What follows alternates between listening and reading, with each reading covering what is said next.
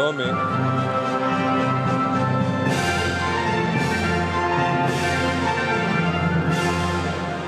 Ladies and gentlemen, distinguished guests, good morning and welcome to this, the 6th European Summit of Regions and Cities.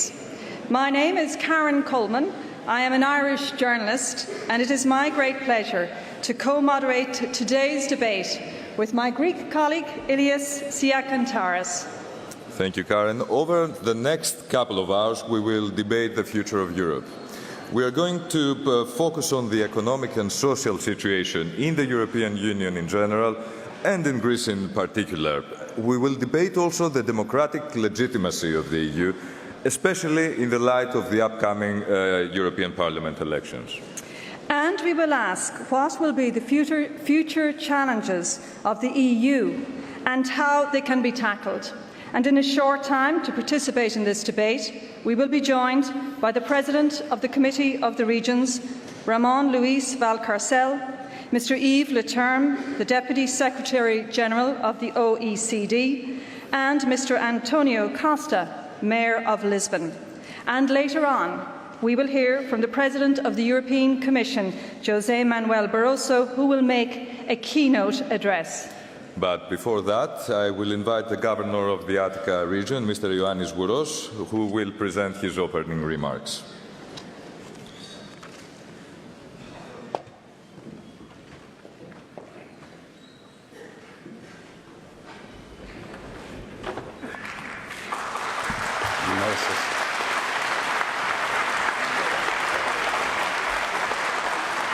Κύριε Πρόεδρε της Ευρωπαϊκής Επιτροπής, κύριε Πρόεδρε της Επιτροπής Περιφερειών, κυρίες και κύριοι Υπουργοί, κυρίες και κύριοι Ευρωβουλευτές, αγαπητοί συνάδελφοι του πρώτου και του δεύτερου βαθμού, αγαπητοί συνάδελφοι στην Επιτροπή των Περιφερειών, επίσημοι προσκεκλημένοι, κυρίες και κύριοι, η Περιφέρεια Αττικής σας καλωσορίζει στην Αθήνα στην 6η διάσκεψη κορυφής των περιφερειών και των πόλεων της Ευρώπης.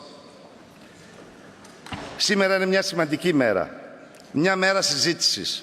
Of discussion, a day for European citizens, a discussion about the hopes of citizens, their concerns, about a Europe which finds itself in a difficult position. What we're trying to find a way into the future right now. Here, representatives from cities and regions of Europe and representatives of the institutions of the European Union, mayors, regional governors, members of the Committee of Regions, you do honor us indeed with your presence. In these ever so difficult times, we are trying to re-grasp that thread of the European Union upon the ruins of the Second World War. 6 countries created a community of nations which would carve a joint course for economic development, growth, and for the welfare of its citizens. And all of this in order to bring Europe out of the darkness into which it had plunged during the Second World War. And thus, very creatively indeed, one of the most important chapters of human history was written. This idea developed roots. It created the form that we see today, peaceful coexistence. Of course, there were difficult times, but nonetheless, Europe moved forward. This is the most important thing. Now we have to take this entire project one step forward. The world is in constant flux and change. There are new problems, new challenges on the horizon, and now we have to deal with those. Today, more than ever, the European idea has to make a decisive, mature step forward, a step towards the modern world, as determined by the treaties, covenants, and agreements which have been formed between nations, societies, and human beings. It's no longer the Europe of the Amsterdam Treaty, no longer the Europe of the Maastricht Treaty. We have a new Europe, and that's why we need to take decisive decisions. We have to take decisions to move forward in a decisive fashion. An idea has to be ignited, which will be based on solidarity between individuals, a Europe which puts at its center citizens, the citizens of this continent. And it is only thus that we'll be able to gain the trust of the people of this continent in order for us to move forward together, to become stronger, to be more creative, to be more inspired, if you like, and move forward towards the future together. In 2 months, we have the European Parliament elections, and here and elsewhere in Europe, all citizens will have to ask a number of very important questions, questions which will result in specific choices which will be ever so important as far as the future of this continent. We do not want a fragmented Europe. We want a Europe which is characterized by unity. There is a new vision for Europe. There must be a new vision for Europe, otherwise we will not survive. The questions posed and the risks that exist now are more serious than ever. The time has come to move forward, to put aside any skepticism, any indecisiveness. We have to move forward together. This is the message that has to be delivered to all. The region of Attica has decided to organize this particular summit here, along with the Committee of Regions of the European Union. And once again, I would like to thank you, President, for the trust that has been made it possible to organize this particular event. In the course of these 2 days, we had the opportunity to discuss the serious issues that concern the future of Europe. A number of important proposals were drafted, a number of questions were raised, a number of opinions were expressed with regard to the role of local authorities and what local authorities, what cities and regions will do for the future of Europe. These are major political questions, social issues that we have to take into consideration, particularly in these times of crisis, because up until now, over the last couple of years, we've been moving from one crisis to the other. The time has come, ladies and gentlemen, for us to emerge from the crisis, to really join, to really make a united Europe function, a single market operate effectively. Today's crisis is different. The recession, the extended recession, unemployment, and of course, unemployment here in this country has affected the lives of 28% of the country's population. Friends, unemployment, these aren't just figures. These are individuals who have been hit by poverty, by exclusion, and thus by alienation. These individuals have been alienated in their own society, in Greek society and in other societies in Europe, and they have been alienated from the political structures of this continent as well. So we have to respond to this particular question. How are we going to deal with unemployment? And beyond that, we have to deal with xenophobia, racism. These are serious issues that we have to confront right now. President of the Committee of Regions, Europe finds itself at a crossroads. Major decisions have to be made at this point. We need more Europe. If we don't have more Europe, the crisis, the social crisis, will become all the more profound. These are not abstract issues. These are issues of an existential nature. These are issues, rather, that concern our own existence. A single Europe is imperative, and a single Europe without Greece is not possible. The bonds that link us are indestructible, and they must be cherished and maintained. We find ourselves once again at a crossroads. We find ourselves in a desert right now, and we must carve our path towards the future if we're to survive. Austerity. Austerity is something which has created serious social imbalances, and the moment has come to say, no, we cannot bear this level of austerity any longer.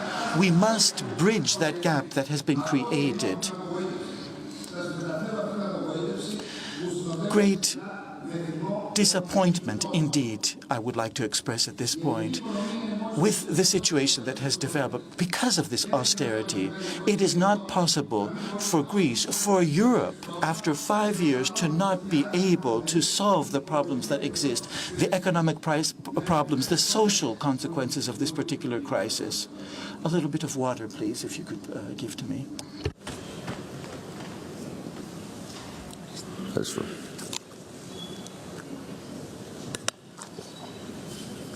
Συγγνώμη.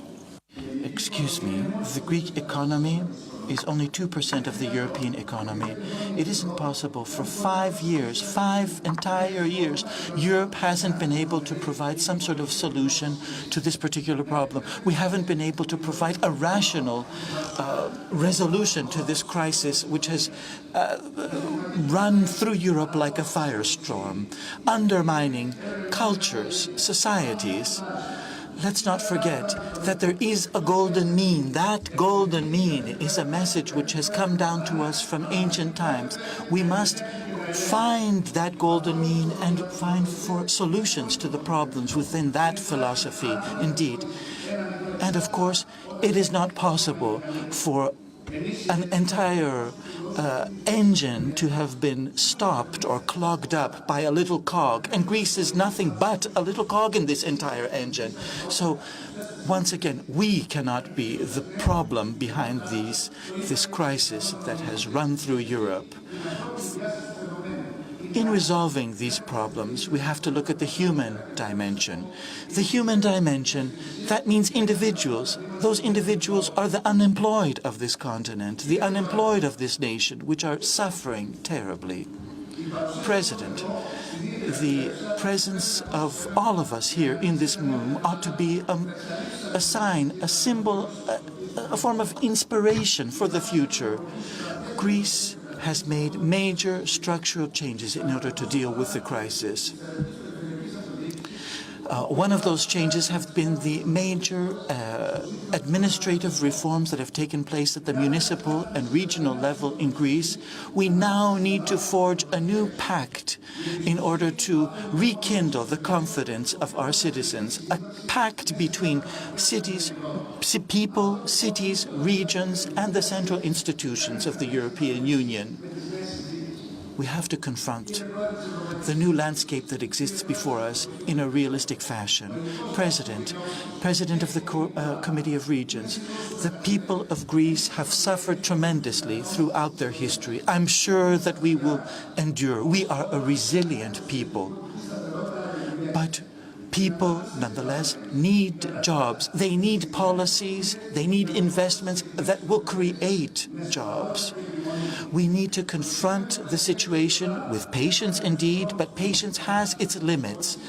So, the moment has come to ignite new policies, initiate new programs to create growth and jobs, and let us not forget the major role that cities, that municipalities, and that regions can play in exiting this crisis and providing real solutions.